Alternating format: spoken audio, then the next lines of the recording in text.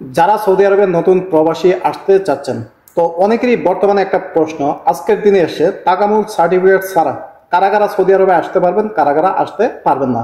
কারণ প্রত্যেকেই জানেন 13 আগস্টে বড় একটি তাকামুল সার্টিফিকেট নিয়ে রদবদল হয়েছে, পরিবর্তন হয়েছে।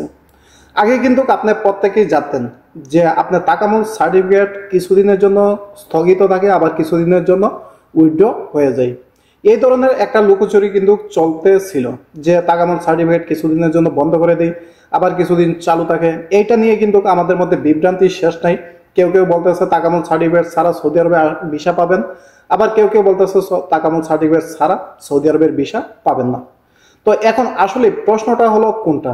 প্রত্যেকেরই মধ্যে একটা ভুল বোঝাবুঝি আছে, সেইটা অবসান ঘটানো দরকার যে কোন কোন পেশার লোকজন তাকামুল সার্টিফিকেট ছাড়া সবসময় ভিসা পাবেন, আবার কোন কোন ক্যাটাগরির লোকজন তাকামুল সার্টিফিকেট ছাড়া ভিসা পাবেন না।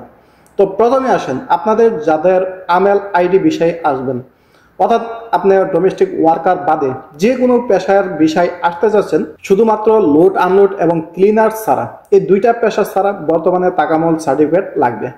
তো এখন আসেন যারা 13 আগস্টের আগে তাকামুল সার্টিফিকেট ছাড়াই মুফা করে ফেলেছেন, তাদের কিন্তু ভিসা হয়ে যাবে। সৌদি এম্বাসি তাদেরকে ভিসা দিবে। যাদের 13 আগস্টের আগে মুফা হয়ে গেছে বা পাসপোর্ট আপনি জমা দিয়ে দিয়েছেন সৌদি আরবের এম্বাসিতে, তাদের প্রত্যেকেরই ভিসা হয়ে যাবে, তাদের প্রত্যেকেরই ভিসা দেওয়া হবে। তাদের তাকামুল সার্টিফিকেটের প্রয়োজন পড়বে না, কারণ যেহেতু তাকামুল সার্টিফিকেট ছাড়া মুফা হয়ে গেছে, সৌদি এম্বাসি আপনার বইগুলো গ্রহণ করছে, সেক্ষেত্রে তারা আপনাকে ভিসা দিয়ে দিবে। এখন প্রশ্ন হলো, যারা 13 আগস্টের পরে আপনার তাকামুল সার্টিফিকেট ছাড়া এম্বাসিতে বই জমা দিচ্ছেন অথবা ভিসা হয়নি, তারা কিন্তু ভিসা পাবেন না। কারণ প্রত্যেকেই জানেন বর্তমানে 13 আগস্টের পর থেকে আপনি যখন মুফা করতে যাবেন তখন কিন্তু সর্বপ্রথম আপনার তাকামুল সার্টিফিকেটের প্রয়োজন পড়বে। কারণ হলো আগে যখন আপনি মুফা করতেন তখন কিন্তু তাকামুল সার্টিফিকেটের প্রয়োজন পড়বে না বা প্রয়োজন ছিল না, কিন্তু বর্তমানে 13 আগস্টের পরে যে আপডেটটা নিয়ে আসছে সেখানে স্পষ্ট বলা হয়েছে মুফা করতে গেলে আপনাকে তাকামুল সার্টিফিকেট আগে দিতে হবে, তারপর আপনার মুফা হবে, তারপর আপনি ভিসা পাবেন। যদি আপনি তাকামুল সার্টিফিকেট না করেন তাহলে কিন্তু আপনার ভিসাও হবে না, মুফাও হবে না। তো মুফা করতে গেলেই বর্তমানে অনলাইনে আপনাকে তাকামুল সার্টিফিকেটটা দেখাতে হবে, সেক্ষেত্রে আপনি মুফা পেয়ে যাবেন।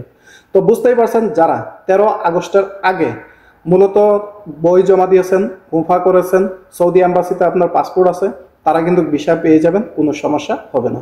কিন্তু 13 আগস্টের পরে যাদের মুফা হয়নি তারা কিন্তু কখনোই সৌদি আরবের ভিসাই পাবেন না বা সৌদি এম্বাসি আপনাদেরকে ভিসা দিবে না।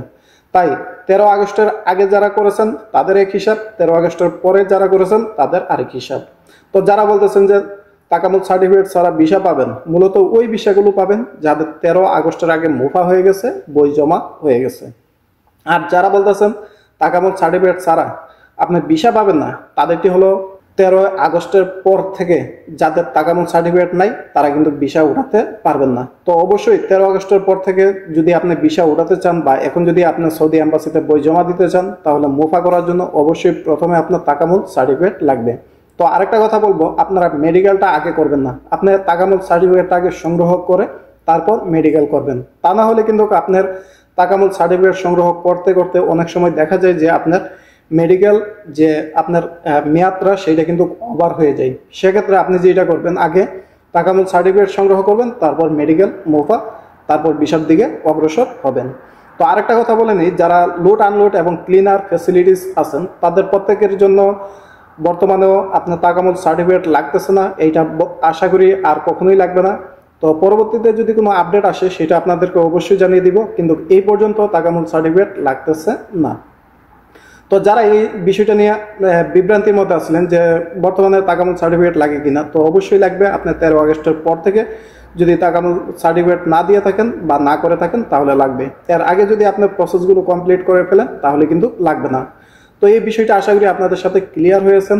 যদি এই বিষয়ে আপনাদের আরও কোনো মতামত থাকে, কোনো কিছু জানার থাকে, তাহলে কমেন্টে জানাতে পারেন। সবাইকে অসংখ্য অসংখ্য ধন্যবাদ।